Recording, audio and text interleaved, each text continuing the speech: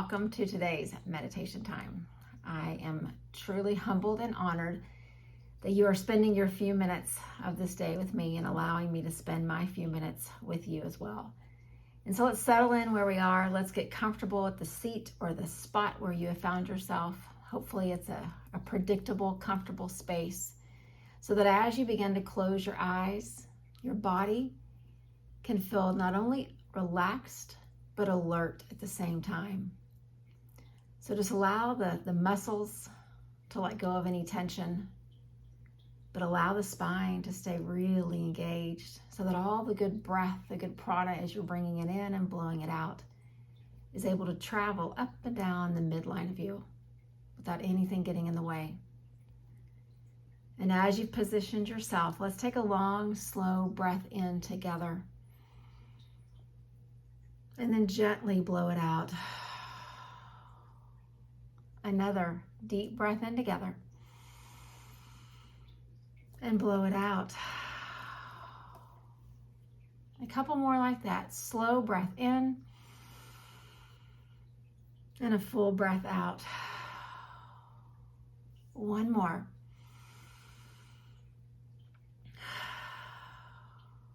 And just with those very few breaths, notice the change in the physiological part of you. How does the body feel? How does the heart feel? How clear is the mind? In whatever state we are each in right now, just know this is how we have shown up. And it is exactly as it should be. We don't show up to meditation to try to become something or to get to a certain level of something. We show up as we are. And in that present moment as we are, we find more awareness, more tools of regulation, and eventually more clarity and more insight. And so as you settle in where you are, for the next few times that we are together, we're going to have this series on the different emotional responses that we have to things in life. I'm calling it the Emotional Clearing Series. And I thought what a beautiful time to start this, the day before the full moon. So that as this moon takes its place in the sky tomorrow and this big light brightens up the night, what a wonderful chance for us to think about the clearing of some of our emotional things that we've held on to. But before we start and we really get into this path tonight and you just continue to be where you are, breathing, anchored down, I want to just recognize that every emotion that we feel is valid, and every emotion deserves to be felt. The only problem comes when we become attached to it. Even the emotions that you would categorize as good, we can't get attached to that emotion. We need to feel it and process it and learn from it, and then move to the next moment of life. So the emotion that I want us to start with on this journey across these next few times is the emotion of anger. And I could have chosen a different one to begin with, but I thought, if we can come to a place where we can recognize that anger is necessary, anger is valid, anger is an emotion that we need to feel when we need to feel it. So maybe if we start with anger, I thought we could get past this idea that there are some emotions that belong on the bad list and some that belong on the good. No, they just belong on the list of the emotions that deserve to be felt. So let's use our meditation practice to really understand the impact of anger on our lives. And I will tell you, there are impacts that are not healthy for us, and there are impacts that are really good. And again, it's kind of odd to start with anger because you automatically go to this idea of all the impact must be negative. But if we can become just a bit more self-aware and a bit more open and clear in our mind, we'll start to see the path.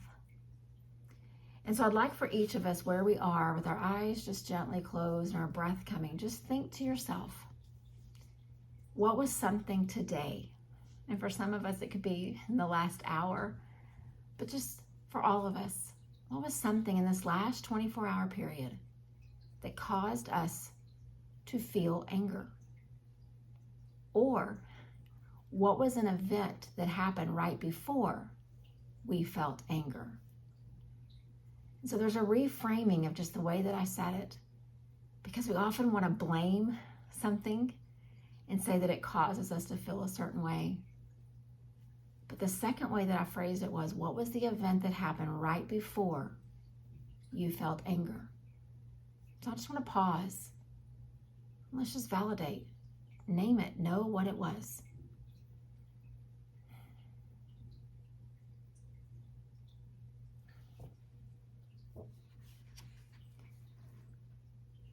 And so as we each have that thing in our mind, and probably it wasn't hard to think of, because every day in this human existence that we live, we feel anger. It's not explosive. It's not something that has to be terrible. It's an emotion that we feel because something has caused unrest or disequilibrium within us. And all of a sudden, the emotion that we attach to that is anger. And so I want you to think about your anger as this energy, because if you can just recall the last few times that you've been angry, there's definitely energy associated with it. Each emotion has a different kind of energy, direction, and force that comes with it. But anger is an emotion that rises up. And it's easy to picture it kind of bubbling from below and rising up to the surface, and all of a sudden things begin to happen. But just picture to yourself, all of a sudden we feel anger. Maybe it starts deep in your gut. Maybe it's somewhere in your heart. Maybe it's in your fist, in your palms. And then all of a sudden it begins to rise up. We feel a physical impact of that. Our ears get hot. Our cheeks get flushed. Maybe we get a little sweat on the back of our neck. We clench our jaw. So just realize, as that energy of anger is coming in you, it's rising up through you, and there is a physiological impact. But what if the energy that comes from anger could be used to teach us something good and something worthwhile? And so before we go down that path, I'd like for each of us just to sit in our space for the next few breaths and begin to believe to yourself, anger is not good, nor is it bad. It is an emotion that needs to be felt. So just say that, some version of that to yourself. Say it a few times just in your head and believe that it's true. Anger is neither good nor bad. It is an emotion that needs to be felt.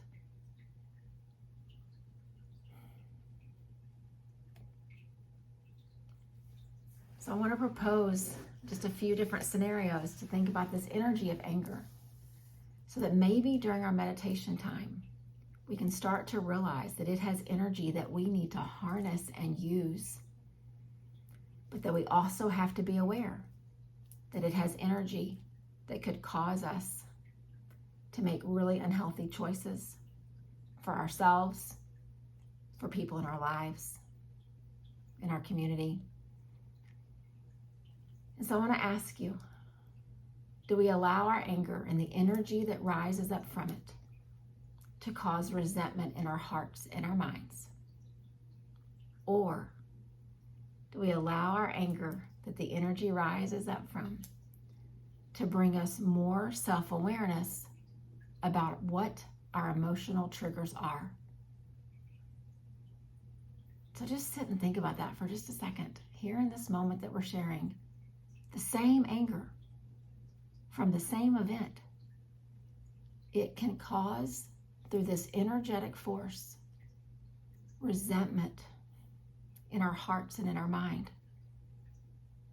Or it can cause an increase in our self-awareness about what our triggers are.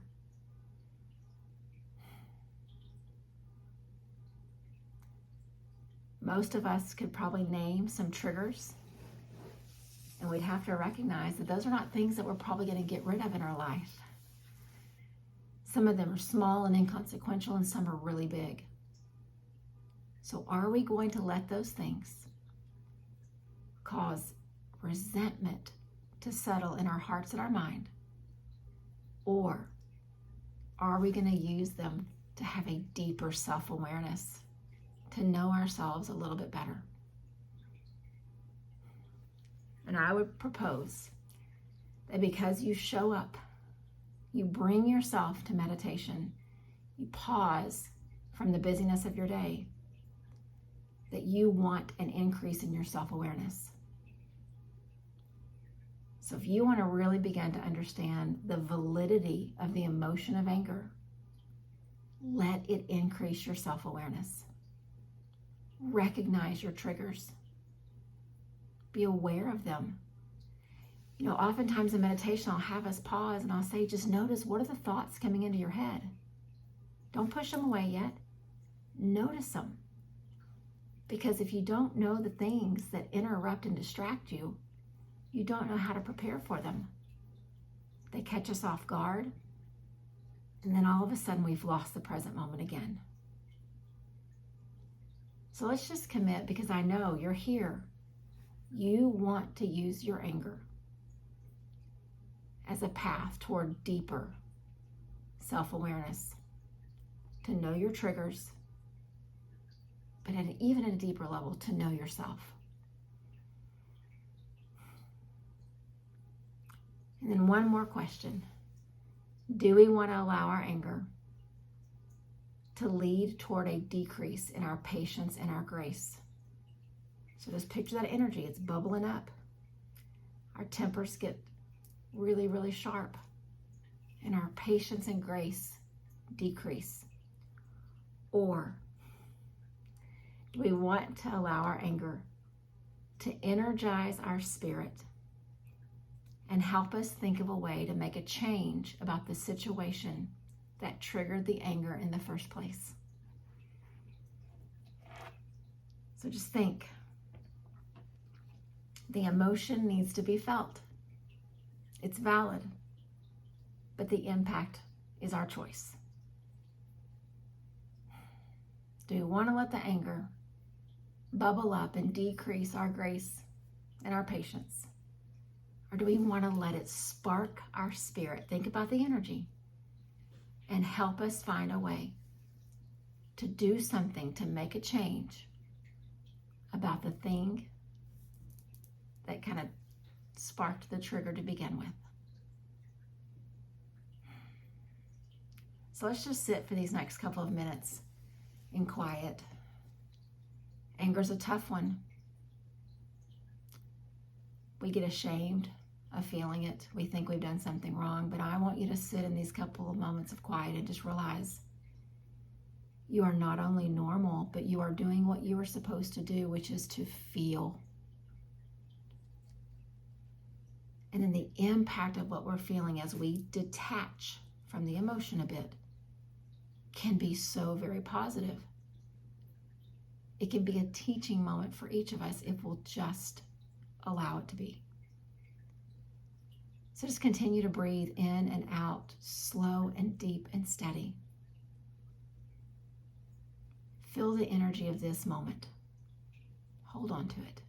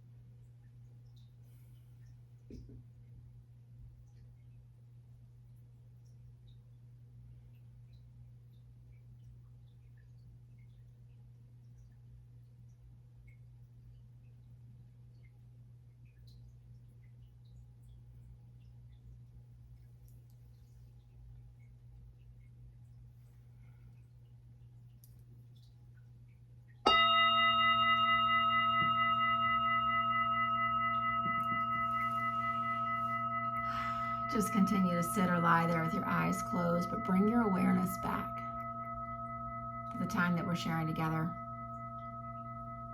Anger.